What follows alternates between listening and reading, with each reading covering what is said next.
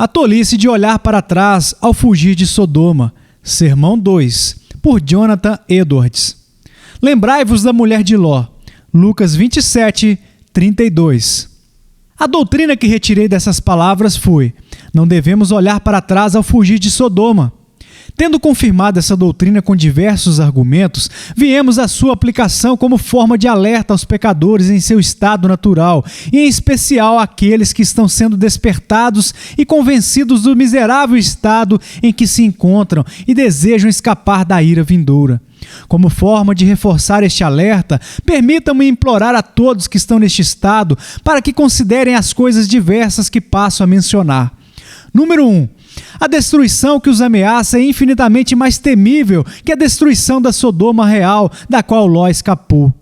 A destruição de Sodoma e Gomorra por uma tempestade de fogo e enxofre não foi senão uma sombra da destruição dos ímpios no inferno e não representa senão uma sombra ou imagem da realidade, equivalente a uma pintura do fogo em relação ao fogo real.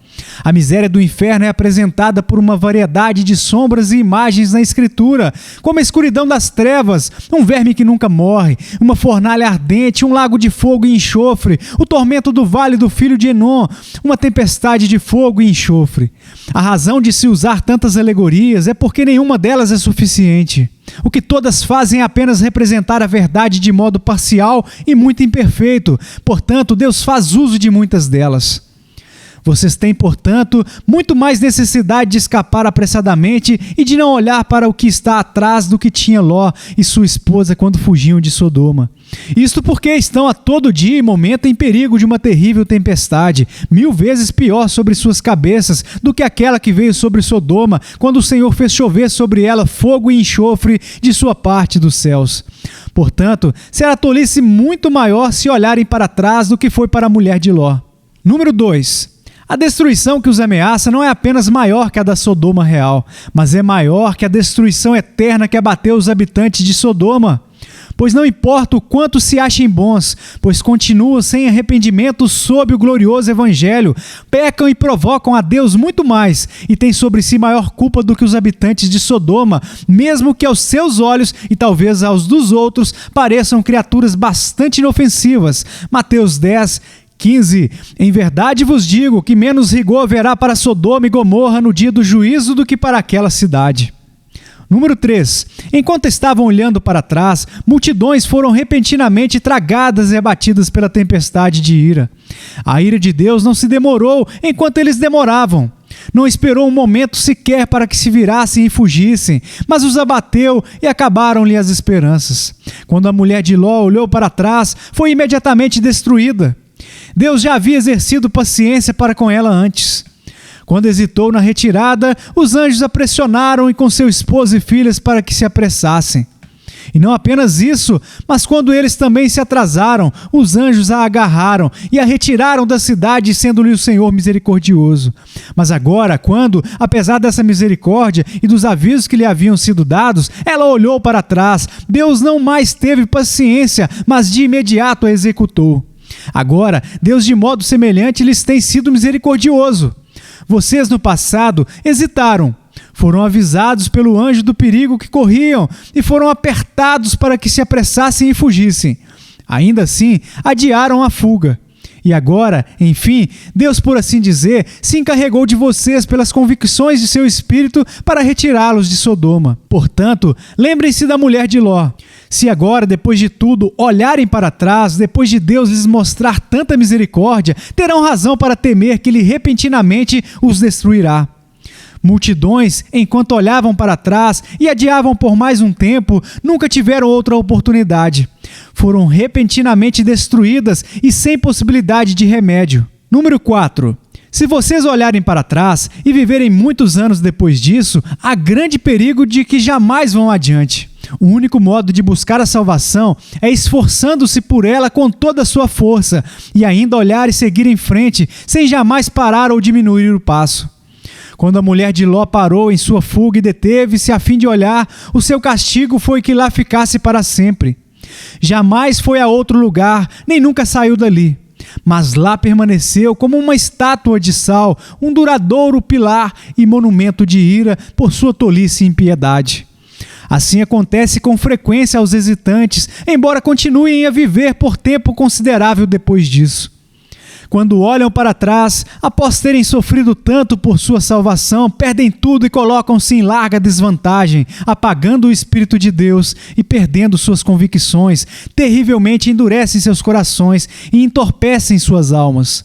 Pavimentam o caminho para o desencorajamento, terrivelmente fortalecem e estabelecem o interesse do pecado em seus corações, dando a Satanás, de muitas formas, vantagens para arruiná-los, e provocam a Deus tantas vezes a ponto de ele os entregar à dureza de coração.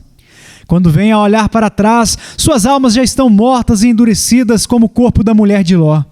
E ainda que vivam por longo tempo, jamais avançam. Isso lhes é pior do que se tivessem sido condenados imediatamente. Quando as pessoas em fuga de Sodoma olham para trás, sua última situação é muito pior que a primeira. Mateus 12, 43, 45. E a experiência confirma que comumente ninguém é mais endurecido e difícil de ser conduzido ao arrependimento do que os apóstatas. Número 5. Pode muito bem animar suas almas a fugir por suas vidas e a não olhar para trás, quando considerarem quantos ultimamente têm fugido para as montanhas, enquanto vocês permanecem em Sodoma. A quantas multidões Deus deu a sabedoria para fugir para Cristo, a montanha da segurança. Eles fugiram para a pequena cidade de Zoar, que Deus poupará e nunca destruirá. Quantos de vocês viram pessoas de todos os tipos saindo de Sodoma até agora, crendo na palavra de Deus falada pelos anjos, de que ele certamente destruirá esse lugar? Estes estão em uma condição segura, fora do alcance da tempestade, em um lugar onde o fogo e o enxofre não lhes podem atingir.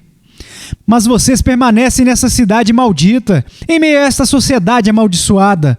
Ainda estão em Sodoma, que Deus está prestes a destruir terrivelmente, onde a cada minuto estão em perigo de ter sobre suas cabeças armadilhas, fogo e enxofre. Embora muitos tenham obtido a libertação, este não é o caso de vocês. O bem veio, mas vocês não o viram. Outros estão felizes, mas ninguém sabe o que será de vocês. Não tem parte nem porção nessa gloriosa salvação das almas que esteve nos últimos dias entre nós. Essa consideração bem poderia animar suas almas a efetivamente escaparem e, na sua pressa, esforçarem-se e resolverem esforçar-se para sempre, haja o que houver no caminho, a não dar ouvidos a tentação alguma e nunca olhar para trás, ou de forma alguma afrouxar ou abater seus esforços enquanto viverem, mas, se possível, aumentá-los mais e mais. Número 6. Voltar atrás em tempos como estes terá maior tendência de selar a condenação do homem do que em outros tempos. Quanto mais meios têm os homens, quanto mais altos os chamados e maiores as vantagens em que se encontram, mais perigosa é a relutância, maior a tendência de aumentar-se a culpa, provocar a Deus e endurecer o coração. Nós, nessa terra de luz, há muito desfrutamos de maiores vantagens que o resto do mundo. Mas as vantagens que as pessoas desfrutam agora para a sua salvação são talvez 10 vezes maiores que aquelas que comumente tivemos. Portanto, hesitar será um pecado proporcionalmente maior e mais perigoso para a alma. Vocês têm visto a glória de Deus e suas maravilhas entre nós de forma muito impressionante. Se depois disso ainda olharem para trás, haverá grande perigo que Deus jure a sua ira que jamais entrarão no seu descanso, como fez para com aqueles que queriam retornar ao Egito, após terem visto as suas maravilhas realizadas em prol de Israel. Números 14, 22 e 23. Nenhum dos homens que, tendo visto a minha glória e os prodígios que fiz no Egito e no deserto, todavia, me puseram à prova já 10 vezes e não obedeceram à minha voz, nenhum deles verá a terra, que com juramento prometi a seus pais. Sim, nenhum daqueles que me desprezaram haverá. As maravilhas que vimos entre nós nestes dias têm sido de natureza bem mais gloriosa que aquelas vistas pelos filhos de Israel no Egito e no deserto. Número 7. Nada sabemos senão que a maior parte do mundo ímpio hoje se encontra nas mesmas circunstâncias que Sodoma, quando Ló fugia de lá. Eles têm uma destruição visível e temporal pairando sobre si. Parece que alguma coisa grande está vindo. O estado das coisas no mundo parece favorável a alguma grande revolução. O mundo se encontra em tal grau de impiedade que é provável que o seu clamor tenha chegado aos céus, e é bastante improvável que Deus permita que tais coisas continuem do jeito que estão por muito tempo. É provável que Deus se apresse em aparecer em terrível majestade para vindicar a sua causa, e então ninguém estará salvo se estiver fora de Cristo. Agora, portanto, todos devem fugir por suas vidas e escapar para as montanhas para que não sejam consumidos. Não podemos dizer com certeza o que Deus há de fazer, mas isso podemos dizer, que todos os que estão fora de Cristo estão em um estado bastante inseguro. Número 8. Para reforçar este aviso contra a hesitação, permitam-me suplicar-lhes a que considerem a excessiva prontidão que há no coração para isso. O coração humano é recalcitrante. Há nele um grande amor e forte desejo pela comodidade, prazeres e diversões de Sodoma, como havia na mulher de Ló. Esta é a razão porque tantos estão inclinados à tentação de olhar para trás. O coração está tão inclinado para Sodoma que é difícil manter os olhos fora dela e os pés longe dos seus caminhos. Quando os homens sob convicção de pecado são postos em fuga, é a força, é porque Deus segura suas mãos, como fez com Ló e sua mulher, arrastando-os de lá. Mas a tendência do coração é voltar para Sodoma. As pessoas estão prontas a retornar também devido ao desencorajamento. O coração é inconstante, logo fica cansado e pronto a ouvir as tentações desencorajadoras. Uma pequena dificuldade e atraso logo vencem as suas fracas resoluções. E o desencorajamento leva à recalcitrância, enfraquece as mãos, coloca um peso morto nos corações e os faz suportá-los como um fardo. E se isso continua por muito tempo, logo leva à segurança carnal e à insensibilidade. As convicções com frequência se abalam assim. Primeiro começam a entreter o desencorajamento. A recalcitrância é uma doença que é extremamente secreta em suas formas de operação. É um temperamento agradável e age como a tuberculose, em que as pessoas com frequência se gabam que não estão piores e que melhoraram, e no caminho da recuperação até que em poucos dias venha a morrer. Portanto, a recalcitrância vem aos poucos e torna os homens insensíveis a ponto de se gabarem que não estão apostatando. Eles reivindicam estar buscando ainda e esperam não ter perdido suas convicções. Assim, eles cegam a si mesmos e mantêm-se insensíveis de suas próprias doenças e não se angustiam por elas, nem acordam para usar os meios de aliviá-las até que já não haja possibilidade de cura. Assim é que a apostasia vem com frequência àqueles que por algum tempo estiveram sob consideráveis convicções e depois as perderam.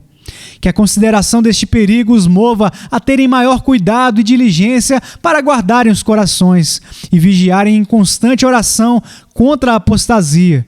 E que isto os leve ao esforço para reforçar suas resoluções de se guardarem contra qualquer coisa que tenda ao contrário, para que possam perseverar até o fim, para que conheçamos e prossigamos em conhecer ao Senhor.